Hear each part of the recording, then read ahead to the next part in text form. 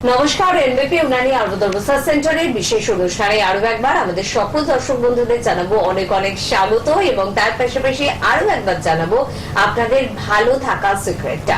আসলে ভালো তো আমরা প্রত্যেকেই থাকতে চাই, দীর্ঘদিন সুন্দর থাকতে চাই, দীর্ঘদিন ইয়াং থাকতে চাই, কিন্তু সেটা কিন্তু হচ্ছে না। সেটা হয় না, এটা ঠিক কথা, কিন্তু এখন যেন হচ্ছেই না।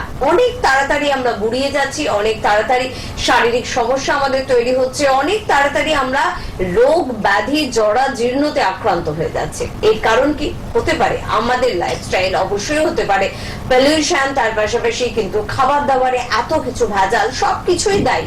শুধুমাত্র আমি আপনি দায়ী তা নয়, আমাদের অভ্যাস তো রয়েছে, ভুল কু অভ্যাস, তার পাশাপাশি আমাদের পরিবেশ, আমাদের বিভিন্ন বদলে যাওয়ার ধরন কিন্তু আমাদের তাড়াতাড়ি বুড়িয়ে দিচ্ছে বা তাড়াতাড়ি কিন্তু রোগগ্রস্ত করে তুলছে। ঠিক সেখান থেকে কিভাবে আপনি রেহাই পাবেন, এই জটিল পরিস্থিতি থেকে কিভাবে আপনি বের হয়ে আসবেন, আর তার জন্য একটাই নাম, এনবিপি উনানি আয়ুর্বেদ রিসার্চ সেন্টার, যেখানকার অভিজ্ঞ চিকিৎসকেরা আপনার হাত ধরে আপনাকে রেহাই দেবে এই জটিল পরিস্থিতি থেকে। অল্প বয়সে অস্থির সমস্যায় ভুগছে কিন্তু অনেকেই, তারা বারংবার কিন্তু এই কথাটাই বলছে যে এত তাড়াতাড়ি আমার হাঁটুতে ব্যথা, কোমরে ব্যথা বা আমার ঘাড়ে যন্ত্রণা হচ্ছে, দুটো হাত তুলতেই পারছি না, সিঁড়িতে ওঠা নামা করতে অসুবিধা হচ্ছে, বসতে অসুবিধা হচ্ছে, উঠতে অসুবিধা হচ্ছে, হাজারো সমস্যা। কি করে এই সমস্যা থেকে রেহাই পাবো? এনবিপি উনানি আয়ুর্বেদ রিসার্চ সেন্টারের চিকিৎসকেরা বলছে অপারেশন ছাড়া একটা নির্দিষ্ট টাইমের মধ্যে আপনাকে সম্পূর্ণ ভালো করে দেওয়া হবে। আর এটা শুধু মুখের বিজ্ঞাপনের কথা নয়, এটা প্রমাণিত সত্য কথা। প্রমাণ দেবে আপনার রিপোর্ট, যেটা যে কোনো জায়গা থেকে আপনি করতেই পারে। আর সেখানে আপনাকে জানান দেওয়া হবে যে আগের আপনার পরিস্থিতি এবং বর্তমানে আপনার পরিস্থিতিতে এনবিপি চিকিৎসকেরা কতটা বদল আনতে পারলেন। আজকেও এরকম কিছু বিষয় নিয়ে আমরা আলোচনা করব। আপনাদের যে কোনো রকমের কথা, যে কোনো রকমের আলোচনা শোনার জন্য ডাক্তারবাবু কিন্তু উপস্থিত রয়েছেন, আমাদের সঙ্গে উপস্থিত রয়েছেন এনবিপি উনানি আয়ুর্বেদ রিসার্চ সেন্টারের অভিজ্ঞ চিকিৎসক, এই সংস্থার CME ডক্টর এ হালদার। প্রথমেই ডাক্তারবাবুকে জানাবো অনেক অনেক ধন্যবাদ এবং স্বাগত। নমস্কার। এবং তার পাশাপাশি রয়েছেন আপনারা কিন্তু অবশ্যই আমাদের ফোন করুন, কথা বলুন এবং পাশাপাশি যে কোনো ধরনের সমস্যার সমাধানটা পেয়ে যান। ডাক্তারবাবু, যে কথাটা বলছিলাম যে এখন প্রতিনিয়ত প্রত্যেক বাড়িতে যেরকম সুগার বা ডায়াবেটিসে মানুষ আক্রান্ত, তার পাশাপাশি এই সমস্যাতেও কিন্তু তারা ভীষণ ভুগছে, উঠতে বসতে চলতে অসুবিধা, এবং সেটা বয়স্কদের না, সেটা অল্প বয়স থেকেই কিন্তু শুরু হচ্ছে। তো কিভাবে এনবিপি চিকিৎসকরা মানে অর্থাৎ আপনারা মানুষকে হেল্প করছেন? দেখুন, আমরা যখন চেম্বারেতে যাই সেখানে ম্যাক্সিমাম আমরা এই আর্থারাইটিসের পেশেন্ট পাই। আগে একটু লক্ষ্য করে দেখা গেছিল যে একটু বয়স হলে মানে 50-60-এর ঊর্ধ্ব হলে এই জিনিসটার প্রবণতাটা আগে বেশি দেখা যাচ্ছিল, কিন্তু এখন আমাদের এই লাইফস্টাইলের জন্য এখন অনেক কম বয়সেও আর্থারাইটিস দেখা যাচ্ছে। কারণ হচ্ছে অনেকে এই লাইফস্টাইলের মধ্যে যেমন দৈনন্দিন কাজকর্ম যখন করছে, কোনো রকম দীর্ঘ টাইম ধরে একটুখানি কম্পিউটারের সামনে বসে আছে, সেখানেতে কাজ করছেন, কোনো রকম বডির মুভমেন্ট নেই, কোনো রকম ফিজিক্যাল এক্সারসাইজ নেই, তো তখন থেকেই দেখা যায় যে এই লাম্বার স্পন্ডিলাইসিস কিংবা সার্ভাইকাল স্পন্ডিলাইসিস এই জাতীয় রোগগুলো আস্তে আস্তে বাড়ছে। তো এইখানেতে ওনারা এই স্টার্টিংটাতে কি করেন, যখন দেখা যায় যে অল্প একটু ব্যথা হচ্ছে ওনারা সেটাকে কেয়ার করে না, বা হাঁটুতে অল্প একটুখানি ব্যথা আরম্ভ হচ্ছে সেটাকে কেয়ার করে না, কোনো দোকানে যায়, দোকানে গিয়ে একটা করে পেন কিলার খায়, একদিন দুদিন ভালো থাকে, আবার গিয়ে সেই পেন কিলারটা ইউজ করে। তো এর ফলে কি হয়, রোগটা আস্তে আস্তে ভেতরেতে বাড়তে থাকে, এবং এই যে পেন কিলার গুলো খাচ্ছেন এর কিন্তু একটা সাইড এফেক্টও আস্তে আস্তে বাড়তে থাকে। তো তখন দেখা যায় যে একটা স্টেজে গিয়ে ওনারা আর হাঁটতে পারছেন না, হাঁটু ফুলে যাচ্ছে, কিংবা ঘাড় আর ঘোরাতে পারছেন না, স্টিফ হয়ে যাচ্ছে, কোমরে অসহ্য যন্ত্রণা, বসতে উঠতে সেখানেতে প্রবলেম হচ্ছে। তো তার সাথে সাথে এই পেন কিলারের একটা সাইড এফেক্টের জন্য অন্য রোগ যখন নিয়ে আসছে, তো তখন এই রোগটা একটা ভয়ঙ্কর রূপ নেয়। তো আমাদের কাছে যখন পেশেন্টরা আসে, কারণ স্টার্টিং এই যে পেন হচ্ছে আমরা গিয়ে দেখিয়ে নিই, তাড়াতাড়ি সুস্থ হয়ে যাব এরকম মনোভাব কারোরই থাকে না, দীর্ঘদিন ধরে এরকম করে রোগটাকে বাড়িয়ে তারপর আমাদের কাছে আসে। তো সেই জায়গাটাতে কি হয়, আমাদের চ্যালেঞ্জটা অনেক বেশি, আমাদের ওই কমপ্লিকেশনের ট্রিটমেন্টও করতে হয় এবং যে রোগটা আছে আর্থারাইটিস তারও ট্রিটমেন্ট করতে হয়। এবং যখন দীর্ঘদিন ধরে ভুগে আসছেন তখন আমরাও যদি একটা সময় নিই, 1 বছর 2 বছর সময় নিই, তাহলে অন্যদের থেকে আমাদের ট্রিটমেন্টটা আলাদা হবে না। তো আমরা কি করি, স্টার্টিং এ যখন আসে পেশেন্ট, আমরা ওনার কি কন্ডিশন আছে আমরা একটা এক্সরে রিপোর্ট করে দেখে নিই, বা অ্যাসোসিয়েটেড কোনো রকম প্রবলেম আছে কিনা সেটাও আমরা দেখে নিই। দেখার পর আমরা বলে দিই যে কতদিন মেডিসিনস খেতে হবে, কি কি খাবার খেতে হবে, কি কি লাইফস্টাইল মেনটেন করে চলতে হবে, এবং তার ফলে দেখা যায় যে টাইমটা আমরা নিই তার মধ্যেই উনি সুস্থ হন, এবং সেটা উনি ফিজিক্যালি যেমন বুঝতে পারবেন সেরকম তার সাথে সাথে আমরা লাস্টের দিকে রিপোর্ট করাবো, আগের এক্স রে রিপোর্ট এবং এখনকার এক্স রে রিপোর্ট, এই দুটো চেক করলেই বোঝা যাবে যে আগের থেকে উনি কতটা ভালো আছেন। একদম, আগের থেকে আপনি কতটা ভালো আছেন এটা প্রমাণ করবে রিপোর্ট, এবং এই রিপোর্ট আপনি যে কোনো জায়গা থেকে কিন্তু করতেই পারেন। সেক্ষেত্রে বলবো 9830235527 বা 37 এই দুটি ফোন নাম্বার কিন্তু নোট করতে হবে, কাছাকাছি চেম্বার সম্পর্কে জানতে হবে এবং কিন্তু যোগাযোগ করতে হবে। পাশাপাশি ডাক্তারবাবু আরো একটা বিষয় একটু জানতে চাইবো, যেহেতু আমরা আর্থারাইটিস বা অস্থির সমস্যা নিয়ে আলোচনা করছি, অস্থি মানে তো একটা সমস্যা না, আমাদের এতগুলো অস্থি শরীরের মধ্যে রয়েছে, ঠিক কোথায় কোথায় সত্যি সমস্যাগুলো বেশি ধরা পড়ে এবং তার কারণগুলো কি, যদি একদম সংক্ষেপে আপনি বলেন। দেখুন, স্টার্টিং কি হয়, একটা বয়স যখন আমাদের বাড়তে থাকে আমাদের হাড়ের মধ্যে ক্যালসিয়াম এবং মিনারেল আস্তে আস্তে কমতে থাকে। এর ফলে কি হয়, আমাদের টোটাল হাড়ের মধ্যেই একটা কমজোরিতা ওখানেতে দেখা যায়। তো মেইনলি আর্থারাইটিসের যেমন আমরা দুটো ভাগ করি, যেমন একটা রিমাটয়েড আর্থারাইটিস, একটা অস্টিও আর্থারাইটিস। তো অস্টিও স্টার্টিং এতেই কি হয়, ওনার নি জয়েন্ট আমাদের হাঁটুতে কিংবা আমাদের বড় বড় জয়েন্ট গুলোতে ওখানেতে ব্যথা আরম্ভ হয়, এবং আস্তে আস্তে ধীরে ধীরে দেখা যায় হাঁটু ফুলতে থাকে এবং হাঁটা চলা একদমই বন্ধ হয়ে যায়।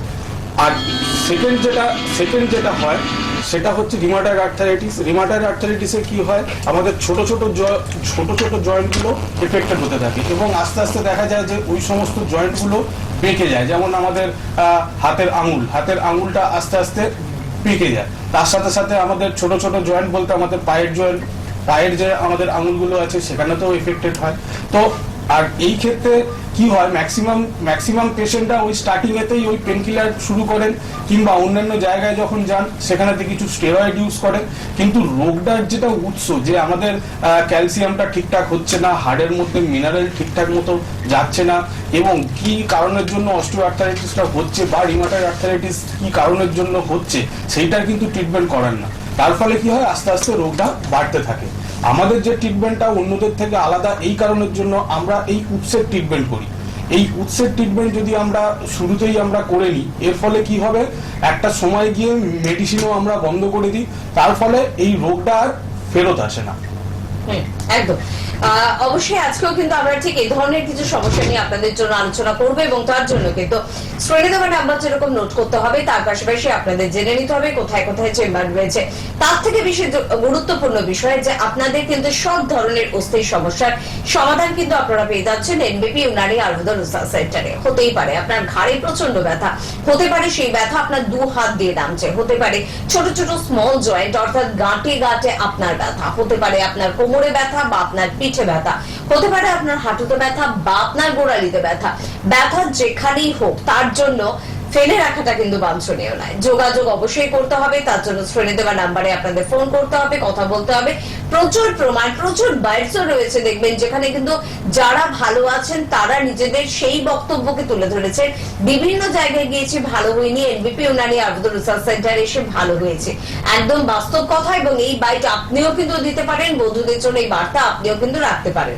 এবং যেহেতু অস্থির সমস্যা নিয়ে কথা বলছিলাম, পাশাপাশি ডাক্তারবাবু আর একটু জানতে চাইবো যে সমস্ত সমস্যার জন্য আমাদের অস্থির ক্ষেত্রেই বলছি অপারেশনের পরামর্শ দেওয়া হয়, তো সেখানে তো বহু পেশেন্টকে এরকম শোনা গেছে যে অপারেশন ছাড়াই আপনারা ভালো করে দিয়েছেন, মানে এটা কতটা সম্ভব হচ্ছে আর কি?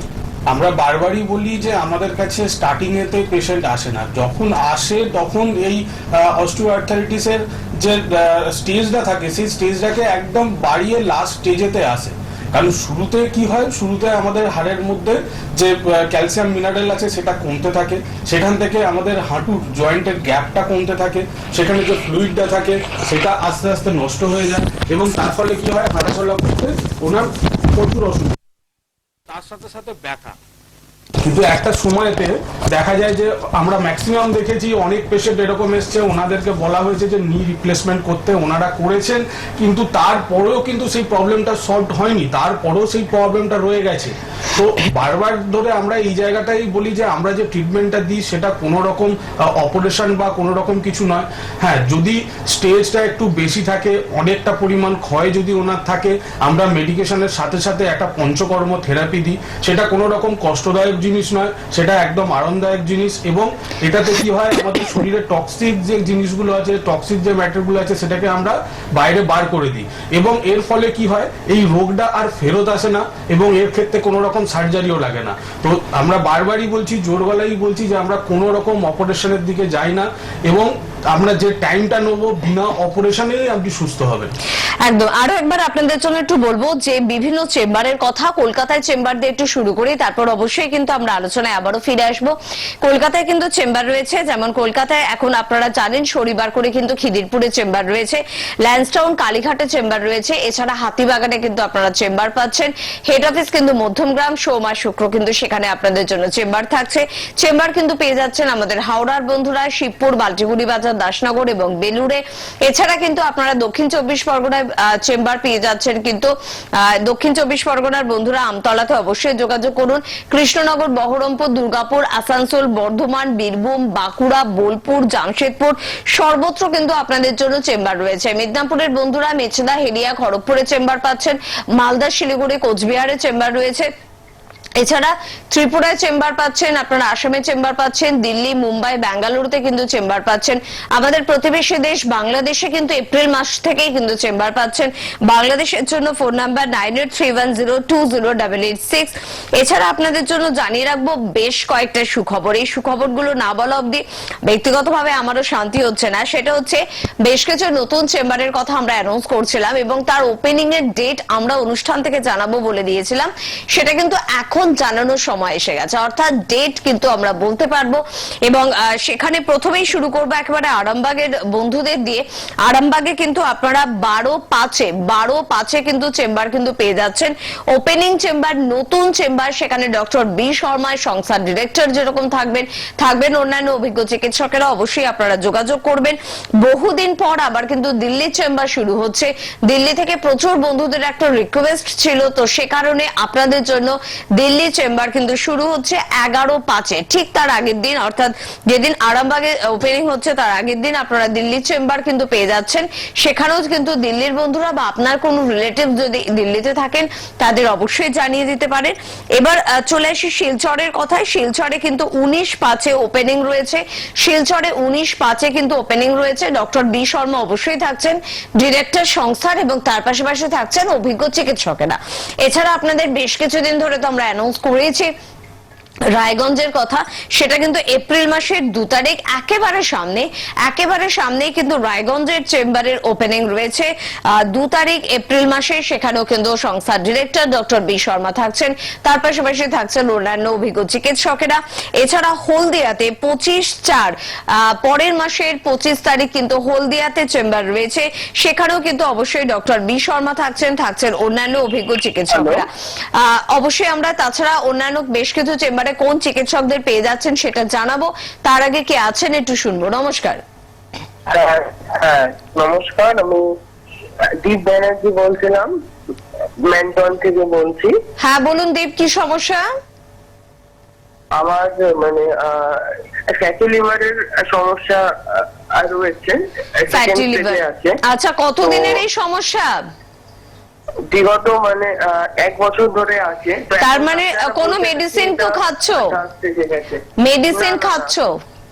না মেডিসিন কিছু মানে খাচ্ছি না তেমন কিছু। আচ্ছা, এখন আপনার অসুবিধা কি হচ্ছে? অসুবিধা তো মানে তেমন এখন কিছু মানে আমার মানে হচ্ছে না, শুধুমাত্র গ্যাস অম্বল ছাড়া। কিন্তু ডাক্তারবাবুরা নাকি বলছেন এটা নাকি মানে 3rd স্টেজে মানে কনভার্ট হয়েছে। তো আমি এখন এটার জন্য কোনো মানে ট্রিটমেন্ট করতে হবে, সেটা আমি জানতে চাইছি। দেখুন, ফ্যাটি লিভারের জন্য অবশ্যই ট্রিটমেন্ট করতে হবে। জানি না আপনি এতদিন করেননি কেন, কারণ এটা কিন্তু ফেলে রাখছেন। আস্তে আস্তে শুনুন, বেড়ে যাচ্ছে। তো বারবারই বলবো, ফ্যাটি লিভারটা হয়েছে মানে এরকম নয় যে এটা কোনো রকম ছোটখাটো ব্যাপার। এখান থেকে অনেক কিছু টার্ন করতে পারে। এখান থেকে লিভার ফাইব্রোসিসের দিকে যেতে পারে, এখান থেকে লিভার একদম ড্যামেজও হয়ে যেতে পারে। তো বারবার বলছি, এই জিনিসটাকে ফেলে রাখবেন না। এর সুন্দর ট্রিটমেন্ট আছে। আপনাকে এই নয় যে 1 বছর 2 বছর ধরে মেডিসিন খেয়ে যেতে হবে। আপনি একবার রিপোর্ট যদি আপনার করানো থাকে, রিসেন্ট যদি আল্ট্রাসোনোগ্রাফি করানো থাকে, আপনি সেই রিপোর্টটা নিয়ে আমাদের সাথে একবার যোগাযোগ করুন। আমরা বলে দেবো আপনাকে কতদিন দিন মেডিসিন খেতে হবে এবং ঠিক টাইমে আবার রিপোর্ট করাবো, দেখবেন যে আগের থেকে আপনি কতটা ভালো আছেন। একদম, মাঝে মাঝে এত অনুষ্ঠান করার পর এই ধরনের কথাগুলো শুনলে কিন্তু সত্যি অবাক লাগে। ফ্যাটি লিভারের সমস্যা আমি তখন মেডিসিন খাওয়া ছাড়বো যখন ডক্টর আমাকে বলে দেবে যে আমার আর ফ্যাটি লিভারের সমস্যা নেই। আর তার আগে কেন ছাড়বো? এই যে ও যে বলছে যে ওর নাকি একটু শ্বাসকষ্ট চলে আসছে, ওকে বলা হচ্ছে ফ্যাটি লিভারের সমস্যার জন্য এই প্রবলেমটা হচ্ছে, তার মানে এটা ফেলে রাখার কারণেই বাড়লো।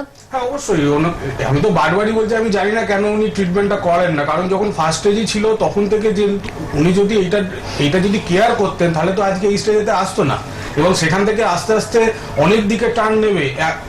লিভারের থেকে কিন্তু পেটেতে জল জমাও আরম্ভ হয়, সেখান থেকেও কিন্তু আপনার শ্বাসকষ্ট আসতে পারে। তো রিসেন্ট একটা রিপোর্ট করান, যদি অনেক পুরনো থাকে রিসেন্ট একটা করান, একটা আল্ট্রাসোনোগ্রাফি করান, নিয়ে এসে আমাদের সাথে যোগাযোগ করুন। আর এইটাকে ফেলে রাখবেন না, এখান থেকে অনেক বড় রোগ কিন্তু টার্ন ওভার করতে পারে। একদম। আর আমাদের বন্ধুদের জন্য বলবো, ডক্টর এ হালদার আমাদের সঙ্গে উপস্থিত রয়েছেন এবং ডক্টর এ হালদারকে কলকাতার বাইরে যে চেম্বারগুলোতে পাওয়া যাচ্ছে তার মধ্যে অবশ্যই আরামবাগ রয়েছে, হলদিয়া রয়েছে, দুর্গাপুর রয়েছে, কৃষ্ণনগর, হেরিয়া, বহরমপুর এবং অবশ্যই দিল্লি রয়েছে। এই চেম্বারগুলোতে ডক্টর এ হালদার কিন্তু থাকছেন। তো যারা যোগাযোগ করতে চাইছেন ওই চেম্বারগুলোতে বা ওই চেম্বারের কাছাকাছি ওই চেম্বারটি আপনার সুবিধা, তারা কিন্তু ডাক্তারবাবুকে অবশ্যই পাচ্ছেন। চলে আসি ডক্টর এন ভট্টাচার্যের কথায়। যারা ম্যাডামকে পেতে চাইছেন, ম্যাডামের সঙ্গে যোগাযোগ করতে চাইছেন, তারা কিন্তু বর্ধমান, বোলপুর, আসানসোল, বাঁকুড়া, খড়গপুর, আগরতলা, গুয়াহাটি, জামশেদপুর এই চেম্বারগুলোতে কিন্তু ম্যাডাম থাকছেন। অর্থাৎ সেই দিকে যে সমস্ত বন্ধুরা রয়েছেন তারা যদি এই চেম্বারগুলোতে যোগাযোগ করেন ডক্টর এন ভট্টাচার্যকে কিন্তু অবশ্যই পেয়ে যাচ্ছেন। এছাড়া ডক্টর এস ঘোষালকে আপনারা কিন্তু পাচ্ছেন, পেয়ে যাচ্ছেন মেছেদা, রায়গঞ্জ, মালদা, শিলিগুড়ি, কোচবিহার, শিলচর এই সমস্ত চেম্বারগুলোতে। এবং তার জন্য বলবো যে আপনারা হেল্পলাইন নাম্বার নোট করুন, এই চেম্বারগুলোতে কিন্তু নাম লেখান এবং অবশ্যই আপনাদের এই অভিজ্ঞ চিকিৎসকদের কিন্তু আপনারা পেয়ে যান। তাছাড়া কিন্তু ডক্টর বি শর্মা রয়েছেন, একেবারে সংস্থার ডিরেক্টর, তাকেও কিন্তু আপনারা কলকাতার চেম্বার পাশাপাশি কিন্তু সমস্ত চেম্বারেই পেয়ে যাচ্ছেন। তবে সেটা কিন্তু অবশ্যই আপনারা একটু হেল্পলাইন নাম্বারে ফোন করে জানবেন। মূলত এই চেম্বারগুলোতে এই অভিজ্ঞ চিকিৎসকদের আমরা পাচ্ছি। কে আছেন একটু বলবেন? নমস্কার। হ্যাঁ, কে বলছেন? ট্যাংরা থেকে বলছেন, বলুন কি প্রবলেম? কি প্রবলেম? কত বছরের সুগার প্রেশার? 10 বছর। কেমন আছেন এখন?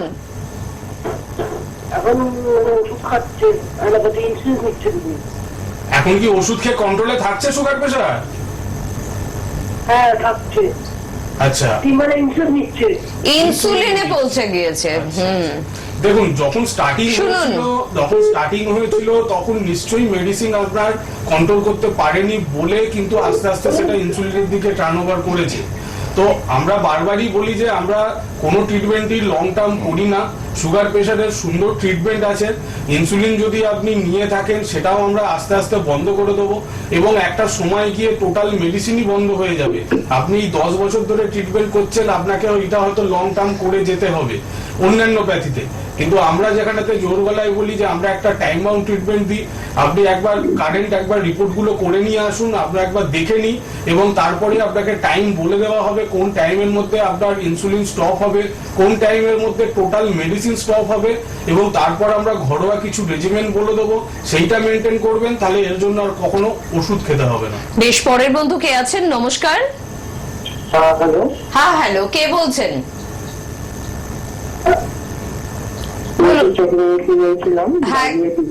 বাগুয়াটি থেকে। কি প্রবলেম বলুন? আমার বিগত 10-15 বছর ধরে একটা ডাস্ট অ্যালার্জি আর কি প্রবলেম আছে। তো এই জন্য আমি ট্রিটমেন্টও করিয়েছি, আর এখন ইনহেলার নিতে হয় বা কিছু মেডিসিন খাচ্ছি। তো এটা কি এখানে ঠিক করা যাবে? দেখুন আপনি যে রোগটাতে ভুগছেন আপনি তার জন্য কিন্তু মেডিসিন কিংবা ইনহেলার আপনি নিয়েই যাচ্ছেন। এটা হয়তো অন্য প্যাথিতে আপনাকে বলে দেবে যে হ্যাঁ এইটা আপনাকে সারা জীবন নিয়ে যেতে হবে, কিন্তু অবশ্যই আমরা বলি যে আমরা কোনো ট্রিটমেন্টই লং টার্ম করি না। হ্যাঁ, ট্রিটমেন্ট আছে, আপনি যেটা জানতে চাইছেন এর সুন্দর ট্রিটমেন্ট আছে, এবং তার জন্য আমাদের কাছে একবার আসুন, আমরা একবার দেখে নিই অ্যাসোসিয়েটেড অন্য কোনো রকম প্রবলেম আছে কিনা, তারপরই আমরা কিন্তু বলতে পারবো। কিন্তু হ্যাঁ, এইটুকুনি বলছি যে আমাদের কোনো ট্রিটমেন্টই লং নয় যে আপনাকে খেয়ে যেতেই হবে, সেই ওষুধটাকে ইউজ করেই যেতে হবে, সেরকম নয়। আমরা একটা সাডেন পিরিয়ডের মধ্যেই ট্রিটমেন্ট করি, কিন্তু সেটা কদিন লাগবে সেটা আপনার সমস্ত রিপোর্ট দেখার পরই আমরা বলতে পারবো। একদম, প্রশ্ন করা কিন্তু ভীষণ সহজ, কিন্তু আপনাকে সেই প্রশ্নের উত্তরটা খুঁজে নিতে হবে অভিজ্ঞ চিকিৎসকের কাছ থেকে। কারণ চিকিৎসক দেখুন আপনার আশেপাশে বহু আপনি পাবেন, কিন্তু মনের মতন চিকিৎসা কি পাচ্ছেন, মনের মতন ট্রিটমেন্ট কি পাচ্ছেন? আপনার কাছে এটাই বোধহয় ঠিক চিকিৎসা। দীর্ঘ 10 বছর ধরে মাকে আমি মেডিসিন খাওয়াচ্ছি, মেডিসিন থেকে ইনসুলিনে কিন্তু পৌঁছে গেল, হ্যাঁ আমার মা ভীষণ ভালো আছে। কে বলেছে ভালো আছে? মেডিসিন বা ইনসুলিন আপনি স্টপ করুন, দেখুন তো আপনার মা ভালো আছেন কিনা। এটা শুধুমাত্র আপনাকে বলছি না, প্রত্যেকটি পরিবার, প্রত্যেকটি মানুষকেই বলছি, মেডিসিন না খেয়ে যখন আমরা ভালো থাকবো তখনই কিন্তু ভালো থাকা। কিন্তু এমন যে হচ্ছে না সারা জীবন আপনাকে মেডিসিন খাইয়ে যাচ্ছেন সেই চিকিৎসকেরা। এমএপির চিকিৎসকেরা সেই ক্ষেত্রে সত্যি সম্পূর্ণ আলাদা। তারা চানই না আপনি বেশি দিন মেডিসিন খান, আর সে কারণে অল্প দিনের মধ্যে মেডিসিনের থেকে আপনার ছুটিটা কিন্তু আপনি পেয়ে যাচ্ছেন। আজকে অস্থির বিভিন্ন সমস্যা নিয়ে আমরা কথা বলছিলাম, এবং তার পাশাপাশি ডাক্তারবাবু একটু জানতে চাইবো, এই যে বিভিন্ন অস্থির সমস্যা, তার থেকে রেহাই পাওয়ার জন্য তাহলে কোন কোন দিকে আমাদের নজর রাখতে হবে, কি করতে হবে আমাদের? দেখুন, প্রথম হচ্ছে আমাদের লাইফস্টাইল। আজকালকার যুগে আমাদের ফিজিক্যাল অ্যাক্টিভিটি একদমই নেই, তার সাথে সাথে আমাদের খাওয়া দাওয়া। আমরা ঠিক পরিমাণে ক্যালসিয়াম, ঠিক পরিমাণে মিনারেল, ঠিক যেটা আমাদের হাড়ের পক্ষে খুব দরকার, সেটা কিন্তু আমরা ডেলিকার ইনটেক আমরা করি না। তো ফার্স্ট আমাদের যেটা লক্ষ্য রাখতে হবে সেটা হচ্ছে লাইফস্টাইলটাকে মেনটেন করতে হবে, ফিজিক্যাল এক্সারসাইজ রাখতে হবে, এবং তারপরে যদি দেখা যায় যে একটা সময় গিয়ে কোথাও আমার ব্যথা যন্ত্রণা শুরু হলো, আমাদের ঘাড়ের কোনো রকম ব্যথা হচ্ছে, কিংবা হাঁটুতে কোনো রকম ব্যথা স্টার্ট হয়েছে, বা কোমরে স্টার্ট হয়েছে, তো সেখানেতেই আপনারা অ্যালার্ট হয়ে যান যে সেই জায়গাটা থেকে আর বাড়তে দেবো না। হ্যাঁ, ব্যথা অনেক কারণে হতে পারে, কোথাও চোট লাগলে ব্যথা হতে পারে, কিন্তু আপনি যখন জানছেন যে না আস্তে আস্তে ব্যথাটা দীর্ঘদিন ধরে হয়ে আসছে এবং সেটা ডে বাই ডে বাড়তে থাকছে, তো তখনই আপনি একবার যোগাযোগ করুন, একটা রিপোর্ট করুন, করে দেখুন যে আপনার কোনো রকম ক্ষয় চালু হলো কিনা। কারণ স্টার্টিং এ যেটা হয় সেটা হচ্ছে আপনার এই ক্যালসিয়াম মিনারেল কমতে থাকবে এবং হাড়ের গ্যাপগুলো আস্তে আস্তে কমে যেতে থাকবে, এবং সেখানেতে কিছু অস্টিওফাইটিক চেঞ্জ হবে। তো সেখানেতেই যদি আপনি সেটাকে আটকে দিতে পারেন, তাহলে তার পরের স্টেজ যেটা যাবে, যেখান থেকে ডিজেনারেটিভ চেঞ্জ হয়ে আস্তে আস্তে অস্টিও আর্থারাইটিসের দিকে টার্ন ওভার করবে। তো সেই জায়গাটাতেই যদি আপনি ট্রিটমেন্টটা করে নিতে পারেন, তাহলে এই ব্যথা যন্ত্রণাটা আপনাকে দীর্ঘদিন ধরে সহ্য করতে হবে না, এবং তার জন্য অনেক দিন ধরে ওষুধও আপনাকে খেতে হবে না। হ্যাঁ, যদি দেখা যায় যে হ্যাঁ এখন আপনার স্টেজটা অনেকটা বেশি, আপনি দীর্ঘদিন ধরে অন্য প্যাথিতে ট্রিটমেন্ট করছেন, কিন্তু আপনাকে ওষুধ খেয়েই যেতে বলেছে, তো সেই ক্ষেত্রে আমরা বলবো যে আপনাকে এটা নিয়ে টেনশন নেওয়ার কিছু নেই। আমরা যে ট্রিটমেন্টটা দিয়ে আপনাকে আজীবন কোনো রকম মেডিসিন ইউজ করতে হবে না। হ্যাঁ, তবে স্টেজটা একবার দেখতে হবে, তার জন্য একবার যোগাযোগ করুন, এসে আমরা দেখে নিই আপনার স্টেজটা কি, এবং আমরা যে টাইম বলবো সেই টাইমের মধ্যেই আপনি সুস্থ হবেন, সেটা ফিজিক্যালি আপনি বুঝতে পারবেন, এবং তার সাথে সাথে রিপোর্ট। একদম, তার পাশাপাশি অনেকে এই প্রশ্নটা করে থাকেন যে বহুদিন আগে ছোটবেলায়, অর্থাৎ আজ থেকে প্রায় 10 বছর আগে আমি পড়ে গেছিলাম বা কোনো অ্যাক্সিডেন্ট আমার হয়েছিল, তখন একটা চোট তো আমি পেয়েছিলাম, কিন্তু অতটা সেই চোট ব্যথা দেয়নি, কিন্তু সেই চোট ফিরে এসে আমাকে এখন ভীষণ যন্ত্রণা দিচ্ছে। ডাক্তারবাবুকে ঠিক সেখান থেকেই বলবো যে পুরনো চোট যদি আবার জেগে ওঠে, তার ট্রিটমেন্টের জন্য কি এমবিপি দর্শন করা যেতে পারে? হ্যাঁ, অবশ্যই, কারণ এরকম পেশেন্ট আমরা বহু পাই যারা ছোটবেলাতে কিছু চোট লেগেছে, কিন্তু তারা কিন্তু কোনো রকম সেটাকে গুরুত্ব দেননি, এবং সেখান থেকে আস্তে আস্তে কি হয়েছে, হাড়ের মধ্যে ওনার যেটা হয় ক্ষয় আস্তে আস্তে আস্তে আস্তে বাড়তে থেকেছে। তো সেখান থেকে দেখা যাচ্ছে যে অন্য কোনো রকম রোগেতেও টার্ন ওভার করছে, যেমন এই আর্থারাইটিসের মতো রোগেতেও টার্ন ওভার করছে, কিংবা লাম্বার স্পন্ডিলাইসিসের মতো রোগেতেও টার্ন ওভার করছে।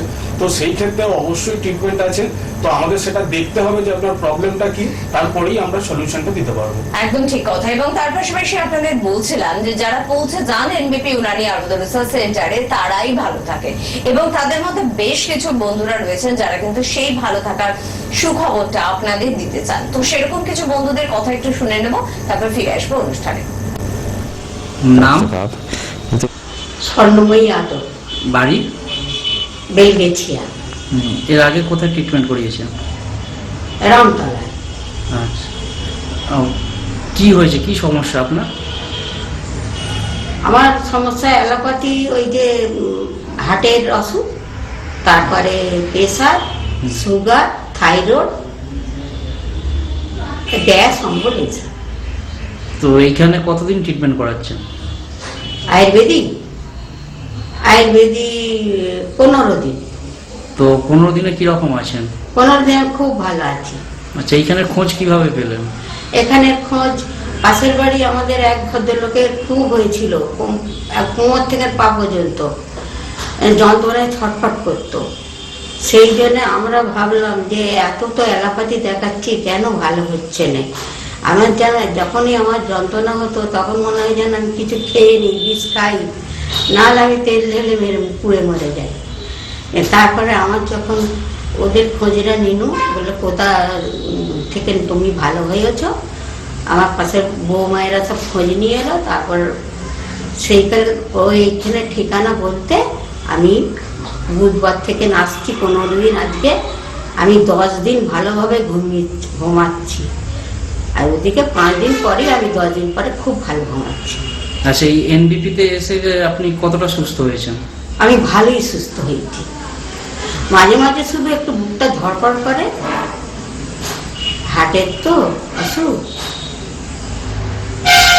নাম আপনার? আমার নাম স্বর্ণময়ী আদর।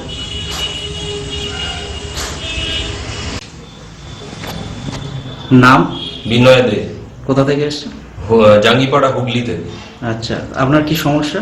আমার সমস্যা অর্শ আজকে 16 বছর আগে হয়েছিল। মানে ব্লাড আসতো পায়খানা করতে গেলে, হ্যাঁ, তো সেটা হোমিওপ্যাথি বা অন্যরকম করে কোনো কিছু হয়নি সুরাহা।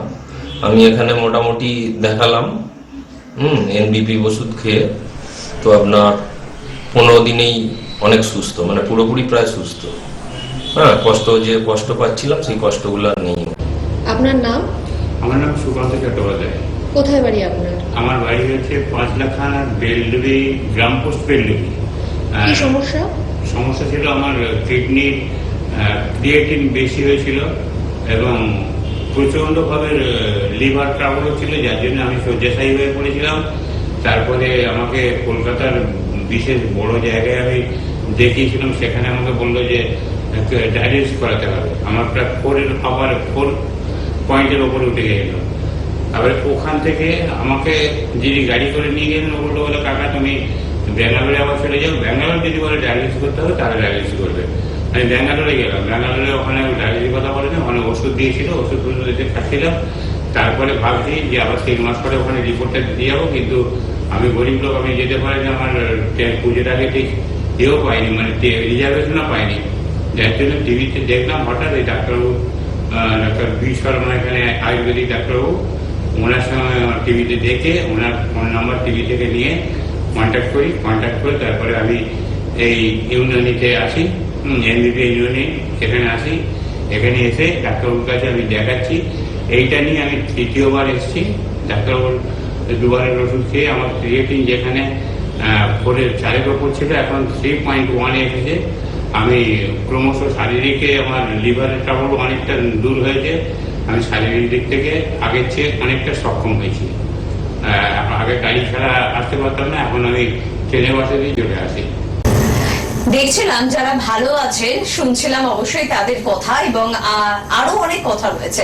বিভিন্ন ক্রিটিক্যাল প্রবলেম গুলো সলিউশন নিয়ে কথা বলবো। তবে এই মুহূর্তে আমাদের সঙ্গে উপস্থিত রয়েছেন সংস্থার CMA ডক্টর এস ঘোষাল। প্রথমে ডাক্তারবাবুকে জানাবো অনেক অনেক ধন্যবাদ এবং স্বাগত। নমস্কার। অবশ্যই আমরা আলোচনায় ফিরবো ডাক্তারবাবু, তবে একজন বন্ধু আছেন আমাদের সাথে। কে আছেন বলুন? নমস্কার। হ্যাঁ বলুন, কি প্রবলেম? পায়খানা হচ্ছে না 3 দিন ধরে। 3 দিনের সমস্যা এটা? আচ্ছা আচ্ছা, অন্য কোনো সমস্যা রয়েছে এর সাথে? আমার মায়ের কাছে। হ্যাঁ, মায়োপ্যাথি তো হাঁটাচলা করতে পারেন এখন? না না না, একদম বিছানায় বসা। আচ্ছা, এর কোনো ট্রিটমেন্ট করাননি? হ্যাঁ, মায়োপ্যাথির কোনো ট্রিটমেন্ট করাননি আপনি? হ্যাঁ, আমি নার্ভের ওষুধ খাচ্ছি, প্রেসারের ওষুধ, সুগারের ওষুধ, মানে তাহলে ওষুধ আমাকে খেতে হয়। হ্যাঁ, ঘাট তুলে কি এখন বসতে পারছেন না? ঘাটটাও আস্তে আস্তে নিচের দিকে ঝুঁকছে। আমি না বসে আছি, হ্যাঁ, মানে বালিশের নিয়ে বসে থাকি। শ্বাসকষ্ট বা খেতে অসুবিধা কিছু হয়? না না, সেরকম কিছু না। আচ্ছা, মায়োপ্যাথিক তো আপনি আয়ুর্বেদিক ট্রিটমেন্ট করতে পারেন, এটা তো জানেন, এর কোনো ট্রিটমেন্ট মডার্ন সায়েন্সে নেই। হ্যাঁ হ্যাঁ।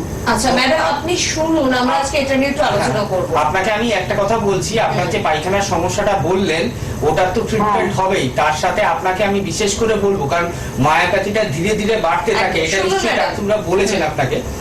তো আমি, হ্যাঁ আপনি শুনতে থাকুন, আমি বলছি কি করলে ভালো হয়। মায়োপ্যাথি এমন একটা রোগ, মায়ো মানে হচ্ছে মাসেল, আর প্যাথি মানে হচ্ছে প্যাথোজেনেসিস।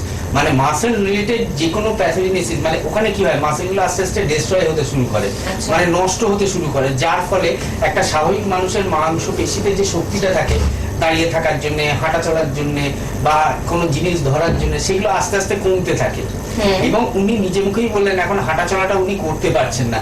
তো মায়োপ্যাথিতে পেশেন্টকে বিছানায় বেডরিডেন করবে, এটা একদম মানে 100%। কিন্তু আমি এই ধরনের পেশেন্ট যারা রয়েছেন মায়োপ্যাথি বা মোটর নিউরন ডিজিজ, যে ক্ষেত্রে দেখছেন ট্রিটমেন্ট পাচ্ছেন না, আস্তে আস্তে ডিটোরিয়েশন হচ্ছে, আস্তে আস্তে অবনতির দিকে যাচ্ছে, আমি বলবো আয়ুর্বেদের হাত ধরুন, এনবিপির হাত ধরুন। কারণ এই ধরনের মায়োপ্যাথি, আমাদের একটা অস্থি মজ্জা বস্তি বলে একটা বস্তি রয়েছে, আমরা পঞ্চকর্ম নিয়ে মাঝে মাঝেই আলোচনা করি।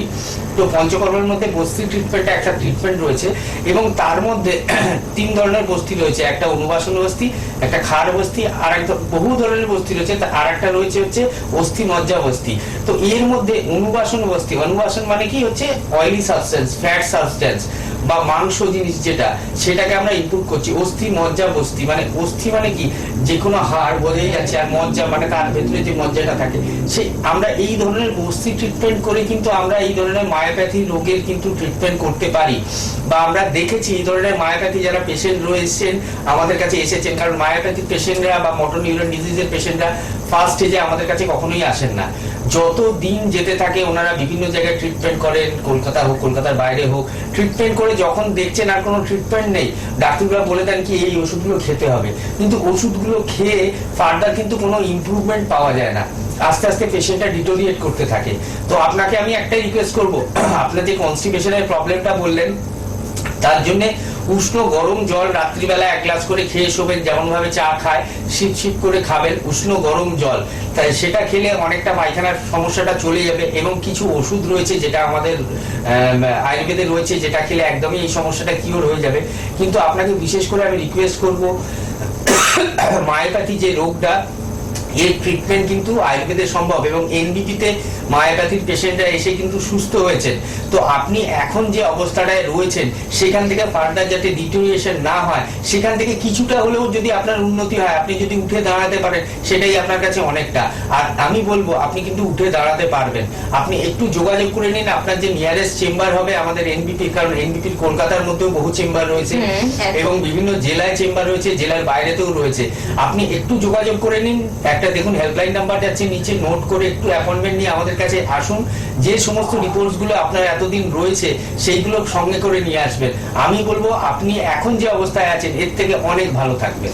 একদম দিদি ভাই, এবং আপনার পেটের সমস্যা নিয়ে আমরা আলোচনায় ফিরবো, তবে আগে এই সমস্যাটার সমাধান করুন, কারণ সত্যি খুব মনটা খারাপ হয়ে গেল আপনার ফোন পেয়ে, যে আপনি একটা চেয়ারে বসে আমাদের অনুষ্ঠান দেখছেন।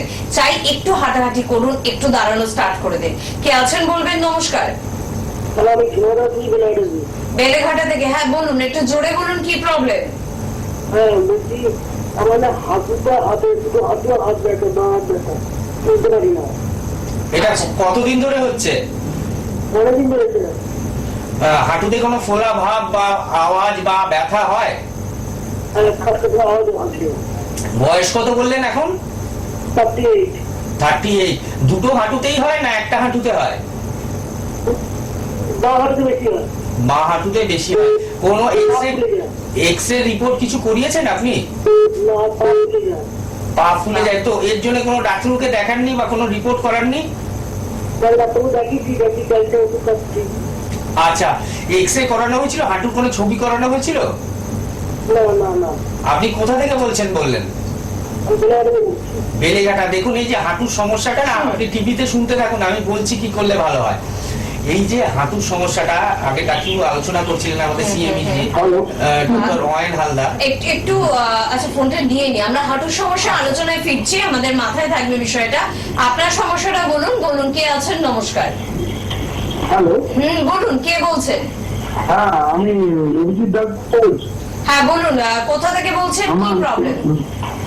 আপনাদের আমার 20 বছর সুগার আছে, বুঝলেন? 20 বছরের সুগার, আচ্ছা। ওষুধ খান নাই? সুগার আছে, এবারে ইউরিন দিয়ে অ্যালবুমিন আর মানে সুগার মানে বেরিয়ে যায়, মানে প্রোটিন আর সুগার যায়। ইউরিয়া ক্রিয়েটিনিনটা রিপোর্ট করিয়েছিলেন? হ্যাঁ ওটা নর্মালি আছে, কিন্তু এটা 2 বছর ধরে ইউরিয়া ক্রিয়েটিন কিন্তু নর্মাল আছে, বুঝলেন? আচ্ছা, শরীর কি দুর্বল? 1.2 1 পয়েন্ট কত রয়েছে ক্রিয়েটিনিন? 1.2 মানে বর্ডার লাইনে আছে, একদম নরমাল নেই। 1.2 তো মোটামুটি বর্ডার লাইন, 1.2 থেকে 1.4। আর ইউরিয়াটা কত রয়েছে? ব্লাড ইউরিয়া, হ্যাঁ ব্লাড ইউরিয়া তো হ্যাঁ হ্যাঁ হ্যাঁ বলুন। ব্লাড ইউরিয়া রয়েছে 33। আচ্ছা ঠিক আছে। আর সুগারের কি শুধু ওষুধ খান না ইনসুলিন নিতে হয়? না না, ইনসুলিন নিই না এখনো পর্যন্ত। ওই অন্ডেরও ট্যাবলেট খাবে, প্রেশার আছে, হাই প্রেশার আছে। আচ্ছা, আপনার সুগারটা মানে এখন কত রয়েছে? মেপেছেন কারেন্ট কত রয়েছে? পিপি রয়েছে 200 আর আপনার ফাস্টিং রয়েছে 105। আচ্ছা, আপনাকে আমি একটা কথা জিজ্ঞেস করছি, আপনি যে 20 বছর ধরে ট্রিটমেন্টটা করছেন, তো জিনিসটা তো আপনার নর্মাল থাকা দরকার। আমার কোনোদিন ওষুধ বন্ধ নেই। হ্যাঁ, তো আপনার তো ফার্দার ইমপ্রুভমেন্ট হওয়ার কথা, আপনার তো ডিটোরিয়েশন হওয়ার কথা নয়। আপনার যে দেখছেন এতদিন ধরে ওষুধ খাচ্ছেন, 200-তে সুগার রয়েছে এখনো, তো সুগারটাকে তো কমিয়ে আনতে হবে, নইলে তো আপনি জানেন কি সুগার মানে ওটা তো কমছে না, মানে HbA1c-ও কমছে না। HbA1c কত আছে? ওটা মনে হয় 7.2 আছে। ওটা বাড়াই রয়েছে, ডায়াবেটিক রয়েছে আপনি। তো আপনাকে আমি একটা কথা আর বলছি, কোলেস্ট্রল ট্রাইগ্লিসারাইড ট্যাবলেট খাই, ওটা নর্মাল আছে। কোলেস্ট্রল আছে 88, কোলেস্ট্রল রয়েছে 120 আর ট্রাইগ্লিসারাইড 88। আচ্ছা ঠিক আছে, আপনি একটু টিভিতে। আর ইউরিনের এসিআর করেছি, ওটা রয়েছে 51। আচ্ছা ঠিক আছে, আপনি Okay. একটু টিভিতে শুনতে থাকুন। আচ্ছা দাদা, আপনি ভালো হতে চান তো? আপনি বলছেন আমি দীর্ঘদিন মেডিসিন খাচ্ছি, ভালো হচ্ছে না, ভালো হতে চান তো? হ্যাঁ, তাহলে ডাক্তারবাবুর কথা শুনুন, মন দিয়ে শুনুন। আপনার ক্ষেত্রে যেটা হচ্ছে, ওনার ক্ষেত্রে তো এইটা হচ্ছে আস্তে আস্তে সিগারেটের দিকে যাচ্ছে। এবং আচ্ছা। এটা কি হয়, আমরা দীর্ঘদিন ধরে যখন সুগারের ওষুধ খাই, আমরা বলেছি যখন আলোচনা করি সুগার রোগ নিয়ে, কি দীর্ঘদিন ধরে সুগার যদি আমাদের শরীরে বাসা বাঁধে এবং তার সাথে হাইপার টেনশন যদি থাকে, উনি প্রেশারের ওষুধও খান, হাইপার টেনশন এবং সুগার যদি দুটো একসাথে রোগটা থাকে, তাহলে কি হয়, আমাদের কিডনির সমস্যা আসতে পারে। এবং সুগার শুধুমাত্র কিডনি নয়, আপনার নার্ভগুলোকে নষ্ট করবে, আপনার হার্টকে নষ্ট করবে, আপনার কিডনিকে নষ্ট করবে এবং আপনার চোখকে নষ্ট করবে। এবং আপনার যে বলছেন ইউরিনের সাথে অ্যালবুমিন, প্রোটিন, এগুলো সুগার বেরোচ্ছে, কি হবে দেখবেন আস্তে আস্তে শরীরটা দুর্বল হতে থাকবে। এবং ক্রিয়েটিনিন লেভেল আপনি যেটা বললেন 1.2 রয়েছে, সেটা কিন্তু একদমই ভালো নয়, মানে একদম বর্ডার লাইনে রয়েছে।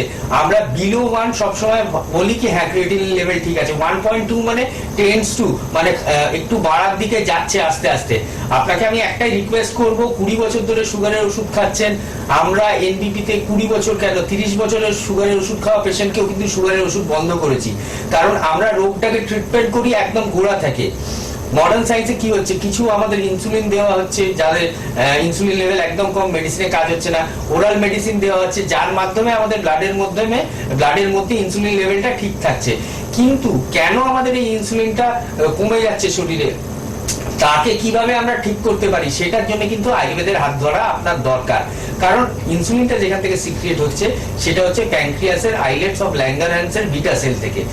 যখন এই বিটা সেলকে আমরা ঠিকঠাক ভাবে পেনিট্রেট করতে পারবো, এর উপরে যখন আমরা কাজ করতে পারবো, প্যানক্রিয়াসটাকে যখন আমরা ভালো রাখতে পারবো, আপনার অটোমেটিক্যালি আপনার ব্লাডে আবার ইনসুলিনটা আগের মতো আসবে, সুগারটা অটোমেটিক্যালি ড্রপ করবে, আর আপনাকে দীর্ঘদিন ধরে ওষুধ খেতে হবে না।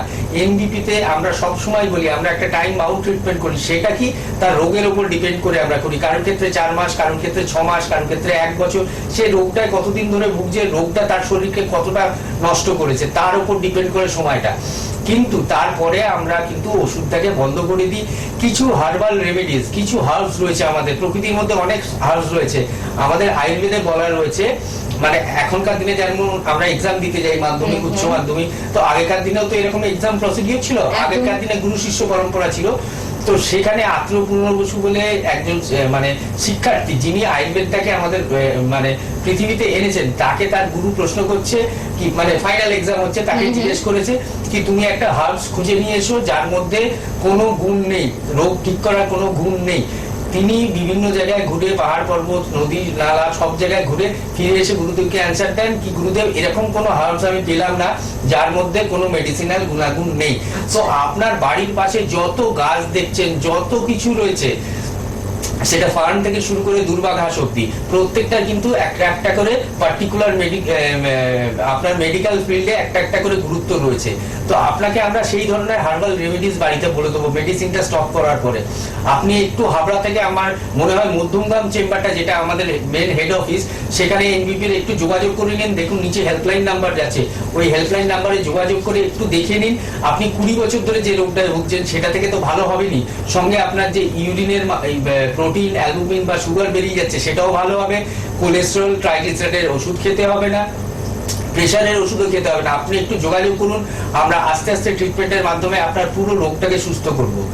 আর ওনার আগে যিনি ফোন করেছিলেন হাঁটুতে ব্যথা, হাঁটুতে ব্যথা, ওটা নিয়ে আমাদের ডাক্তার আলোচনা করছিলেন এতক্ষণ ধরে, ডক্টর হালদার, কি হাঁটু ব্যথা কেন হচ্ছে, আমাদের অস্টিওআর্থারাইটিসের যে প্রবলেমটা আমরা বারবার আলোচনা যখন করে থাকি, আমরা বলি কি এই আমাদের যে নি জয়েন্টটা রয়েছে, এটা উপরে রয়েছে ফিমার বোন, নিচে রয়েছে টিবিয়া ফিবিউলা, মাঝখানে প্যাটেলা এবং সাইনোভিয়াল ফ্লুইড। এইগুলো হচ্ছে গুরুত্বপূর্ণ অংশ হচ্ছে আপনার নি জয়েন্টের ক্ষেত্রে। এই কটা অংশের মধ্যে যখনই কোনো সমস্যা সৃষ্টি হবে, বিশেষ করে সাইনোভিয়াল ফ্লুইড যখন কমতে শুরু করবে, তখন কি হবে, হাড়গুলো পরস্পর কাছাকাছি আসবে, ঘষা লাগবে এবং অস্টিওআর্থারাইটিস নি জয়েন্ট তৈরি করবে। এবং সেখান থেকে কি হবে, হাঁটাচলা করতে অসুবিধা হবে, হাঁটতে গেলে পায়ে আওয়াজ হবে, ফুলে যেতে পারে, উনি যেটা বলছিলেন ফুলে যেতে পারে, আপনার হাঁটু ফুলে যেতে পারে, হাঁটুতে ব্যথা হতে পারে, কাফ মাসলে ক্র্যাম্প আসতে পারে। এবং ওনার বয়সটাও বেশি ছিল না, আমি যতটা মনে আছে 38 বছর বয়স ছিল ওনার। তো আপনাকে আমি একটাই রিকোয়েস্ট করবো, কারণ বয়স কিন্তু কমবে না, বয়স আস্তে আস্তে বাড়বে। বয়স বাড়ার সাথে সাথে এই যে আর্থারাইটিক চেঞ্জটা, এটাও কিন্তু বাড়তে থাকবে আর আপনাকে এটা কষ্ট দিতে থাকবে। কতদিন পেন কিলার খাবেন, কতদিন স্টেরয়েড খাবেন, এগুলো খেয়ে কতদিন আপনি সুস্থ থাকতে পারবেন? আলটিমেট কিন্তু আপনাকে নি রিপ্লেসমেন্টের জায়গায় যেতেই হবে। মডার্ন সায়েন্স একটা সময় এসে যদি আপনার ম্যাসিভ ডিজেনারেটিভ চেঞ্জ চলে আসে, তখন কিন্তু নি রিপ্লেসমেন্টের কথা বলবে। তো আপনার জিনিসটা এখন লক্ষ্য করছেন একটু সামান্য সমস্যা দিচ্ছে, এখনই যোগাযোগ করুন, তাহলে তাড়াতাড়ি আপনারা সুস্থ হতে পারবেন। দেখুন টিভি স্ক্রিনে একটা ছবি যাচ্ছে আমাদের নি জয়েন্টের, তো ওইটা হচ্ছে ওপরে ফিমার বোনটা রয়েছে এবং ফিমার বোনের নিচের দিকটা যে সাদা অংশটা রয়েছে ওটা ক্ষয়ে যায়। ওটা পাশের ছবিতে ভালোভাবে দেখা যাচ্ছে কি নিচের হাড়টার সাথে লেগে ওই জায়গাগুলো ক্ষয়ে গেছে, সাদা জায়গাগুলো যখনই ক্ষয়ে যাবে তখনই এই ব্যথাটা কিন্তু সৃষ্টি হবে, তখনই কিন্তু ইনফ্লামেশনটা আসবে। অস্টিওআর্থারাইটিসের মেন কারণটা হচ্ছে উপরের হাড় আর নিচের হাড় পরস্পর কাছাকাছি চলে আসে। এবং পরিষ্কার আপনারা দেখতে পাচ্ছেন কি বাঁ দিকের যে হাড়টা রয়েছে তার মধ্যে কিন্তু একটা সাদা লেয়ার দেখতে পাচ্ছেন, কিন্তু আফটার ডিজেনারেশন ডান দিকের ছবিটা সেখানে ক্ষয়ে গেছে। এই যে ছবিটা দেখা যাচ্ছে, এই যে ব্লু অংশটা আছে, এটা হচ্ছে আমাদের সাইনোভিয়াল ফ্লুইড। এই সাইনোভিয়াল ফ্লুইডের উপরের যে হাড়টা দেখা যাচ্ছে ওটা হচ্ছে ফিমার বোন, আর নিচে দুটো হাড় দেখা যাচ্ছে, একটা মোটা হাড়, একটা পাতলা হাড়, একটা হচ্ছে টিবিয়া, একটা ফিবিউলা। পাশের ছবিটায় আপনি যখন যাচ্ছেন, যখন অস্টিওআর্থারাইটিস আপনার হয়ে যাচ্ছে, দেখুন নীল জিনিসটা আপনার কমে যাচ্ছে। নীল জিনিসটা কমে যাওয়ার ফলে ঘর্ষণের ফলে এই জায়গাটা চলে আসছে, ইরোশন চলে আসছে, এইভাবে ওই মাঝখানটা ক্ষয়ে যাচ্ছে, সাদা প্যাডটা আমাদের নষ্ট হয়ে যাচ্ছে, যার ফলে কিনা অস্টিওআর্থারাইটিসটা হচ্ছে। তো এই জিনিসগুলোকে আপনারা দীর্ঘদিন ধরে ফেলে রাখবেন না। এইগুলো ফেলে রাখলে কি হবে, আপনার হাঁটুতে ব্যথা হবে, হাঁটুতে একটা ডিজেনারেশন আসবে, আস্তে আস্তে সেটা নি রিপ্লেসমেন্টের দিকে যাবে। হেল্পলাইন নাম্বার যাচ্ছে দেখুন, আপনি একটু যোগাযোগ করে নিন, আপনার যে নিয়ারেস্ট চেম্বারটা হবে ওখানে আমাদের সাথে একটু যোগাযোগ করে নিন। দেখবেন দেখালে আমি বলবো আপনাকে, আপনার যে সমস্যাগুলো এখন আমি শুনলাম সেটা 4 থেকে 6 মাসের মধ্যে আপনি সুস্থ থাকতে পারবেন। একদম। আর ফোন নাম্বার হচ্ছে 9830235527 বা 37, এই দুটি ফোন নাম্বারে কিন্তু ফোন করতে হবে। পাশাপাশি বলবো যে খিদিরপুরের চেম্বার কিন্তু কিন্তু শুরু হয়ে গিয়েছে। প্রত্যেক শনিবার কলকাতার বন্ধুরা কিন্তু খিদিরপুরে চেম্বারে পাচ্ছেন, লান্সটাউন কালীঘাটে কিন্তু চেম্বার পাচ্ছেন, হাতিবাগানে কিন্তু চেম্বার রয়েছে, মধ্যমগ্রাম আপনাদের জন্য কিন্তু চেম্বার রয়েছে সোম এবং শুক্র করে। এছাড়া আপনারা সাউথের যারা বন্ধুরা রয়েছেন, মানে দক্ষিণ দিনাজপুরের যারা বন্ধুরা রয়েছেন, তারা কিন্তু আমতলা চেম্বারে যোগাযোগ করতেই পাচ্ছেন। কৃষ্ণনগর, বহরমপুর, দুর্গাপুর, আসানসোল, বর্ধমান, বীরভূম, বাঁকুড়া, বোলপুর, জামশেদপুরে চেম্বার রয়েছে। চেম্বার পাচ্ছেন মিদনাপুরের বন্ধুরা, মেচেদা, হেরিয়া, খড়গপুরে, মালদা, শিলিগুড়ি, কোচবিহারও আপনাদের জন্য চেম্বার রয়েছে। ত্রিপুরা, আসাম, দিল্লি, মুম্বাই, বেঙ্গালুরুতে চেম্বার রয়েছে। বাংলাদেশে আপনারা জানেন এপ্রিল মাস থেকে কিন্তু চেম্বার শুরু হচ্ছে। বাংলাদেশে আপনার যদি কোনো রিলেটিভ থাকে তার জন্য 9831020886 এই নাম্বারে কিন্তু ফোন করতে একদম ভুলবেন না। পাশাপাশি বলে রাখবো যে আপনাদের জন্য সামনের মাসে 2 তারিখে কিন্তু রায়গঞ্জের নতুন চেম্বার শুরু হচ্ছে। রায়গঞ্জের নতুন চেম্বার কিন্তু শুরু হচ্ছে। রায়গঞ্জের বন্ধুরা অবশ্যই নাম লিখিয়েছেন, অলরেডি অনেকেই নাম লিখিয়েছেন, যেহেতু দীর্ঘদিন ধরে আমরা অ্যানাউন্স করছি। যারা এখনো নাম লেখাননি তারা ঝটপট নাম লেখাবেন, নাহলে কিন্তু হয়তো প্রচুর পেশেন্ট হয়ে গেলে হয়তো আপনার নামটা ক্যান্সেল করতে হবে, তাই একটু তাড়াতাড়ি নাম লেখাবেন। আর যেহেতু রায়গঞ্জে প্রথমবার চেম্বার ওপেন রয়েছে, এই সংস্থার ডিরেক্টর ডক্টর বি শর্মা কিন্তু অবশ্যই উপস্থিত থাকছেন, পাশাপাশি থাকছেন অন্যান্য অভিজ্ঞ চিকিৎসকেরা। পরের মাসের 25 তারিখে কিন্তু হলদিয়া চেম্বারের ওপেনিং রয়েছে, অর্থাৎ হলদিয়া আসা যাদের সুবিধা তারা কিন্তু এই চেম্বারের জন্য নাম নথিভুক্ত করবেন। 25-4 এপ্রিল মাসের 25 তারিখে কিন্তু আপনারা অবশ্যই পাচ্ছেন।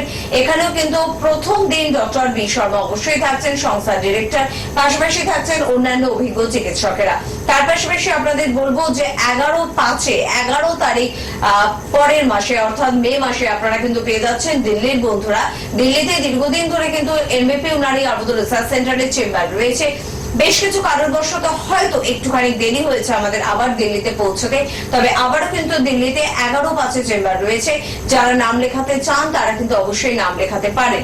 ঠিক তার পরের দিন অর্থাৎ 12-5 কিন্তু আপনারা পেয়ে যাচ্ছেন আরামবাগ, অর্থাৎ নতুন চেম্বার আরামবাগের ওপেনিং কিন্তু রয়েছে। এবং যাদের আরামবাগ চেম্বারটা সুবিধার বলে মনে হচ্ছে তারা একটু চটপট নাম লেখাবেন। এবং এখানেও কিন্তু প্রথম দিন অবশ্যই থাকছেন সংস্থার ডিরেক্টর ডক্টর বি শর্মা। তার পাশাপাশি আপনাদের জন্য বলবো যে 19-5 আপনারা কিন্তু শিলচরে পেয়ে যাচ্ছেন। শিলচরের নতুন চেম্বার ওপেনিং কিন্তু রয়েছে। শিলচর জন্য বহুদিন ধরে রিকোয়েস্ট ছিল, তো শিলচরের বন্ধুরা আলটিমেট শিলচরের চেম্বার পাচ্ছেন। প্রথম দিন অবশ্যই থাকছেন সংস্থার ডিরেক্টর ডক্টর বি শর্মা, এছাড়া থাকছেন অন্যান্য অভিজ্ঞ চিকিৎসকেরা। আপনাদের সুবিধার জন্য একটুখানি বলে রাখবো যে ডক্টর এস ঘোষালকে আপনারা কিন্তু পাচ্ছেন মেচেদা, রায়গঞ্জ, মালদা, শিলিগুড়ি, কোচবিহার এবং শিলচর এই চেম্বারগুলোতে। অবশ্যই পেয়ে যাচ্ছেন ডক্টর এ হালদারকে আরামবাগে পাচ্ছেন, হলদিয়া, দুর্গাপুর, কৃষ্ণনগর, হেদিয়া, বহরমপুর এবং দিল্লিতে। ডক্টর এন ভট্টাচার্যকেও আপনারা কিন্তু পাচ্ছেন বেশ কিছু চেম্বারে, যেমন বর্ধমান, বোলপুর, আসানসোল, বাঁকুড়া, খড়গপুর, আগরতলা, গুয়াহাটি, জামশেদপুরে কিন্তু আপনারা পেয়ে যাচ্ছেন ম্যাডামকে অর্থাৎ ডক্টর এন ভট্টাচার্যকে। এছাড়া কিন্তু কলকাতায় বহু চেম্বার রয়েছে, বা যে চেম্বারের ওপেনিং গুলো রয়েছে সেই চেম্বারে থাকছেন সংস্থার ডিরেক্টর ডক্টর বি শর্মা। আমরা আলোচনায় ফিরবো, তবে ফার্স্ট যে ফোনটা এসেছিল মায়াপ্যাথি বোধহয় ছিল নামটা, আমার রোগটা নিয়ে আমরা খুব বেশি হয়তো আলোচনা করি না। আজকে ডাক্তারবাবু অনেকটাই আমাদের হেল্প করলেন এই রোগটার পাশাপাশি। উনি আরেকটা কথা বললেন যে ওনার মারাত্মক পেটের সমস্যা, সেটা কি মায়াপ্যাথির জন্য নাকি এটা হতে পারে, বা উনি এতক্ষণ বসে আছেন বলে এরকম সমস্যা হচ্ছে? না, আমাদের প্রত্যেকটা অর্গানের সাথেই তো মাসেল অ্যাটাচ রয়েছে, কারণ মাংসপেশি সব জায়গাতেই রয়েছে। মায়োপ্যাথি মানে কি, আমাদের মাসেলটা আস্তে আস্তে ডিস্ট্রয় হচ্ছে, তো যেখানেই মাসেল থাকুক শরীরে সেইগুলো কিন্তু ক্ষয়প্রাপ্ত হবে, তার নর্মাল যে ক্ষমতাটা সেটা কিন্তু নষ্ট হবে। এবং কনস্টিপেশন যেটা হচ্ছে, কনস্টিপেশন কিন্তু অন্য কারণে হতে পারে। ওনার যে মোবিলিটিটা কমে গেছে, হাঁটা চলা নেই, একটা জায়গায় স্ট্যাগনেন্ট বসে আছেন, খাওয়া দাওয়া করছেন, কোনো মানে আমাদের ক্যালোরি নষ্ট হচ্ছে না, তার থেকে হতে পারে, খাওয়া দাওয়ার থেকে আসতে পারে। এর সাথে মায়োপ্যাথির সেরকম কোনো ডাইরেক্ট যোগাযোগ নেই, বা উনি মায়োপ্যাথির জন্য যে মেডিসিনগুলো খাচ্ছেন, নার্ভের মেডিসিন হোক, মাসেলের মেডিসিন হোক, সেই যে ওষুধগুলো, সেই ওষুধগুলোর জন্যও কিন্তু অনেক ক্ষেত্রে কনস্টিপেশনের প্রবলেমটা আসে। কিন্তু আমি আজকে যে রোগটা নিয়ে আলোচনা করব বলেছিলাম সেটা হচ্ছে পার্কিনসন। একদমই, সেটা নার্ভের সমস্যা, নার্ভেরই এক ধরনের সমস্যা। তো এই পার্কিনসন রোগটা নিয়ে আমার আলোচনা করার একটাই কারণ এই যে পার্কিনসন রোগটা, এই রোগটা কিন্তু মেইনলি বয়স্ক লোকেদের ক্ষেত্রে পাওয়া যায়। মেনলি বয়স্ক লোকেদের ক্ষেত্রে পাওয়া যায়। একদম বয়স্ক বলতে কত বছর বয়স থেকে এটা শুরু হয়? আফটার 50, 55, 60, 50 এই বয়স থেকে কিন্তু এই রোগের প্রকোপতাটা শুরু হয়। Okay. এটা কিন্তু কম বয়সী পেশেন্টদের ক্ষেত্রে পাওয়া যায় না বললেই চলে। বেশ, আপনি ফোন আমরা আলোচনা অবশ্যই ফিরবো, তবে কে আছেন বলুন। নমস্কার। হ্যাঁ নমস্কার, শুভ সন্ধ্যা, শুভ দোল পূর্ণিমা। হ্যাঁ একদম একদম, আপনাকেও বলুন কি সমস্যা। আমি হুগলি পণ্যগর থেকে মানব মুখার্জি বলছিলাম। হ্যাঁ বলুন দাদা, কি সমস্যা? হ্যাঁ নমস্কার ডাক্তারবাবু। হ্যাঁ নমস্কার, বলুন। হ্যাঁ নমস্কার সুস্মিতাদি, আমি একটু প্রবলেমে ভুগছি। আমার একটু রিসেন্ট ব্লাড টেস্ট করেছি, ইউরিয়া কমে গেছে, ইউরিয়া 17.1, আগে ছিল 19, আগে ছিল 18 ছিল এরকম, ওটা এখন 17.1 হয়েছে। আর ইউরিক অ্যাসিড একটু বেড়ে গেছে, ইউরিক অ্যাসিড 8.7 থেকে 9.1 এর মধ্যে আপ ডাউন করছি। আচ্ছা, আর এদিকে সুগার একটু করেছিলাম, ফাস্টিং প্লাজমা গ্লুকোজ এই গত হপ্তাহে করেছি, তাতে 76 ধরা পড়েছি। আগে ছিল আমরা 103 ছিল, বর্ডার লাইনের কাছাকাছি ছিল গত বছর। আর গত বছর পুজোর পর করেছিলাম তখন 103, 108, 97 এরকম ছিল। এখন হয়ে যাচ্ছে 76। তাতে সুগার কি কোনো ফল করে যাচ্ছে না? সুগার লেভেলটা ঠিক আছে, আপনার ইউরিক অ্যাসিডটাই সামান্য বাড়া রয়েছে। কি বললাম বুঝতে পারলেন? ওটা 6 ছিল। প্রবলেম হতে পারে, কিডনির কোনো কি প্রবলেম হতে পারে? পাটা ফুলে যাচ্ছে, হ্যাঁ, পাটা ফুলে, হাত পা ফুলে যাচ্ছে, ওষুধ খাচ্ছি কোনো কমছে না। আচ্ছা। আর ইউরিন ঠিক মতো ক্লিয়ার হচ্ছে না। ওষুধ খেলে, ডাক্তার দেখিয়েছি, ওষুধ খেলে ইউরিনটা হচ্ছে, আর ওষুধ না খেলে ইউরিনটা ঠিক মতো হচ্ছে না। তলপেটে কি করা যাবে বলুন, বুঝতে পারছি না। তলপেটে কোনো ব্যথা যন্ত্রণা হয়? হ্যাঁ তলপেটে একটু বাঁ সাইডে ব্যথা হয়, ডাক্তার দেখিয়েছিলাম, ডাক্তার বলেছে কিডনিতে স্টোন হতে পারে। কিডনিতে স্টোন হতে পারে, তা করা হয়নি, সিটি স্ক্যান করা হয়নি, তা বয়সের জন্য করতে পারিনি। তা একটু ব্যথা মাঝে মধ্যে কমে যায়, আবার হয়, মাঝে মধ্যে হয়, মাঝে মধ্যে হয় না। তো সিটি স্ক্যানটা না করে একটা তো ইউএসজি করিয়ে নিতে পারেন। হ্যাঁ একটা ইউএসজি তো করাতে পারেন, ইউএসজি তো অত খরচা না, সিটি স্ক্যানে তো খরচা। ইউনিভার্সিটিতে ধরা পড়েছে আমরা ব্লাডারে ইউরিন জমে থাকছি, ওই post void residual urine 84.88 cc. হ্যাঁ, প্রোস্টেট ফ্যাটি লিভার ধরা পড়েছে, ফ্যাটি লিভার, হাইপোথিরিমেটিক্যালি fatty liver with grade 2 fatty changes. ঠিক আছে, এবার আপনি টিভিতে শুনতে থাকুন, আমি বলছি কি করলে ভালো হয়। অনেকগুলো সমস্যা। ওনার ক্ষেত্রে 3-4টে সমস্যা রয়েছে। এক নম্বর হচ্ছে ইউরিক অ্যাসিডটা বাড়া, যেটাকে আমরা গাউটি আর্থারাইটিস বলি মডার্ন সায়েন্সে, এবং এটাকে আয়ুর্বেদে বলা হয় হচ্ছে, আয়ুর্বেদে হচ্ছে সন্ধিবাতের মধ্যেই ফেলা হয়। তো আর একটা রয়েছে আমাদের, আয়ুর্বেদে বলা হয় বাত রক্ত, যেটা আমাদের গাউটি আর্থারাইটিস রয়েছে, সেটা আয়ুর্বেদের নাম হচ্ছে বাত রক্ত। কারণ এই রোগটা তৈরি হচ্ছে বায়ু এবং রক্তটা দূষিত হওয়ার ফলে, সেই জন্য এই রোগটাকে বলা হয় বাত রক্ত। আর যে সমস্যা দুটো বললো, একটা হচ্ছে আপনার ফ্যাটি লিভার গ্রেড 2 রয়েছে। Fatty liver grade 1, grade 2, grade 3, 4 এগুলো হয়। কিন্তু লিভারের যে কোনো গ্রেডেই থাকুক না কেন, ফার্স্ট গ্রেড হোক, সেকেন্ড গ্রেড হোক, লিভারের কিন্তু সমস্যা আপনাকে বহিঃপ্রকাশ সাধারণত করবে না। গ্যাস অম্বলের সমস্যা, পায়খানা পরিষ্কার হচ্ছে না, এগুলো টুকটাক আমরা যেগুলোকে অবহেলা করি। কিন্তু লিভারের সমস্যা ধীরে ধীরে ধীরে ধীরে আস্তে আস্তে বাড়তে থাকে। এবং লিভার হচ্ছে এমন একটা অর্গান, একদম লাস্ট সময়, মানে একদম নষ্ট হয়ে যাওয়ার সময় গিয়ে কিন্তু অ্যালার্ম করে আপনাকে কি হ্যাঁ লিভারের কোনো সমস্যা হতে পারে আপনার। তখন কিন্তু অলরেডি সিএলডি বা ক্রনিক লিভার ডিজিজের দিকে চলে যায়, বা সিরোসিসের দিকে চলে যায়, বা লিভারে অলরেডি ফাইব্রোসিস হয়ে যায়। তো লিভারের ব্যাপারটাকে আপনাকে আলাদা করে ভাবতে হবে কি এখন গ্রেড 2 এ আছে, এটা ধীরে ধীরে বাড়বে। লিভারের আমাদের যে সমস্যাটা, লিভারের সমস্যা হলে ভবিষ্যতে, যে আমি সিএলডির কথা বললাম, সিএলডি হলে কিন্তু অনেকটাই প্রবলেমের হয়। কারণ যে পেশেন্টের ক্রনিক লিভার ডিজিজ বা সিরোসিস রয়েছে, তার ক্ষেত্রে একটা অ্যাসাইটিসের প্রবলেম আছে, মানে পেটে জল জমে, সেই মডার্ন সায়েন্সে বারবার জল বের করতে হয়। আর কি হয়, জল যখন বের করবে আমাদের শরীর থেকে অ্যালবুমিন বেরিয়ে যায়, তখন কি হয় তার শরীরটা দুর্বল হয়ে যায়, রোগা হয়ে যায় সে। আর কি হতে পারে, আমাদের গা হাত পায়ে চুলকানি আসতে পারে। আর কি হতে পারে, যদি লিভারের অ্যাডভান্স স্টেজে যদি আপনি পৌঁছে যান, আম্বেলিক্যাল হার্নি হয়। যখন জলটা আমাদের পেটের মধ্যে জমে, তো আমাদের আম্বেলিক্যাল যেটা নাভি রয়েছে, ওটার উপরে জলটা প্রেসার করে। তার ফলে কি হয়, আমাদের মাংসপেশিটা নরম হয়ে যায়। যে আমাদের পেটের উপরে মাংসপেশিটা রয়েছে, ওটা নরম হয়ে গেলে ভেতর থেকে কিছু জিনিস ঠেলে ওই নরম জায়গা দিয়ে বেরিয়ে আসে।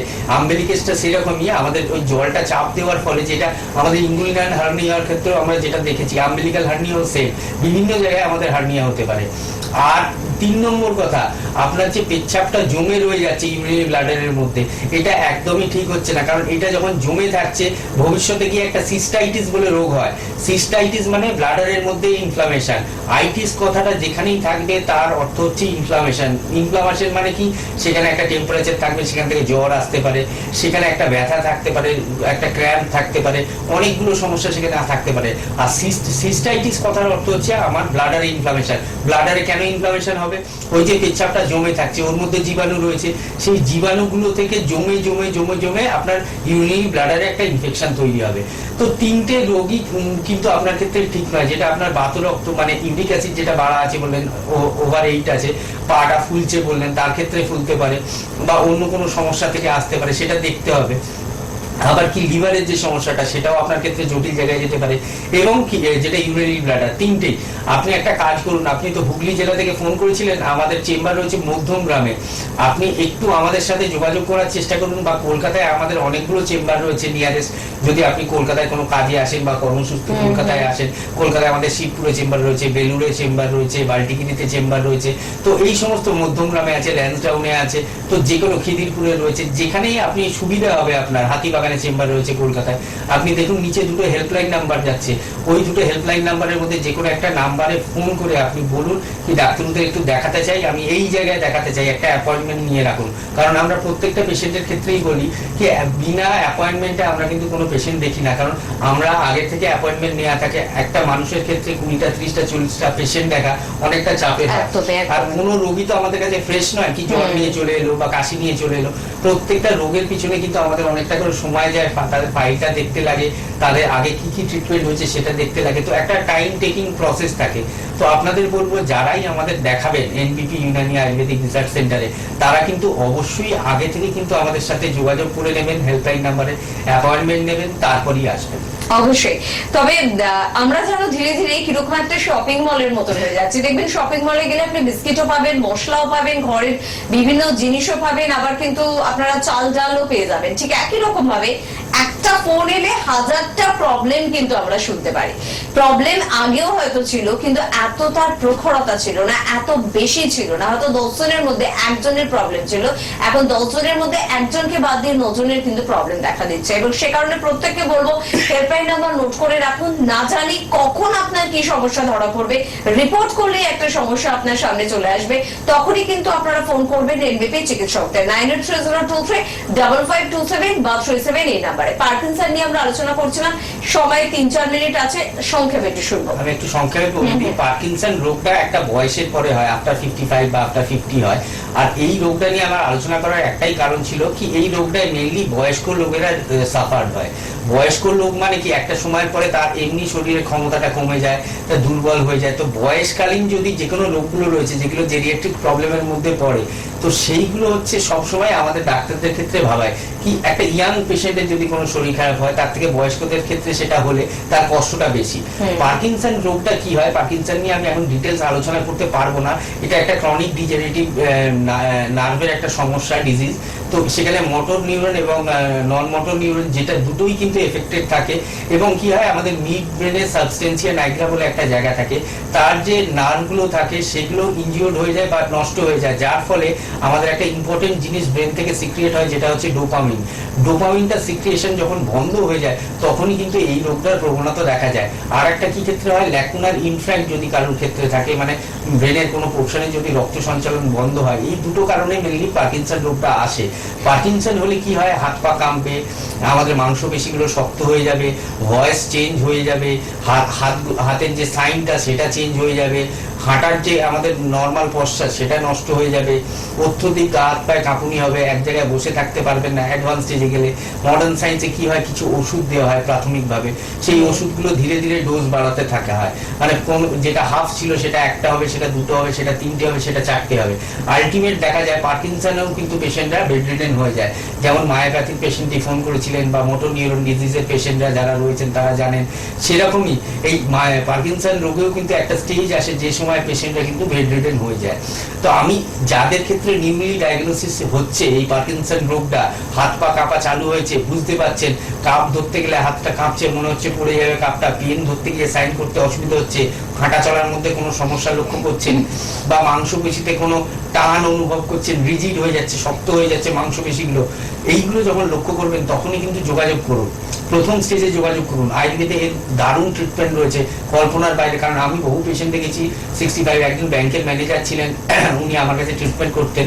তো আমি পরবর্তীকালে এটা নিয়ে আলোচনা করবো একদম। বিস্তারিত, কারণ এটা আলোচনা করতে একটা পুরো প্রোগ্রাম লাগবে। অবশ্যই। আর রায়গঞ্জ, হলদিয়া, তার পাশাপাশি আরামবাগ এবং শিলচরে নতুন চেম্বার কিন্তু ওপেনিং রয়েছে। চটপট নাম লেখাতে থাকুন। পাশাপাশি দিল্লিতেও কিন্তু চেম্বার রয়েছে, অনেকদিন পর চেম্বার, তাই নাম কিন্তু অবশ্যই লেখাতে হবে। আজকে এই পর্যন্তই, পরবর্তী অনুষ্ঠানে আবারও দেখা হচ্ছে, অনেক কথা হচ্ছে, থাকবেন অভিজ্ঞ চিকিৎসকেরা এনবিপি ইউনানি আয়ুর্বেদ রিসার্চ সেন্টারে। ধন্যবাদ জানাবো আপনাদের।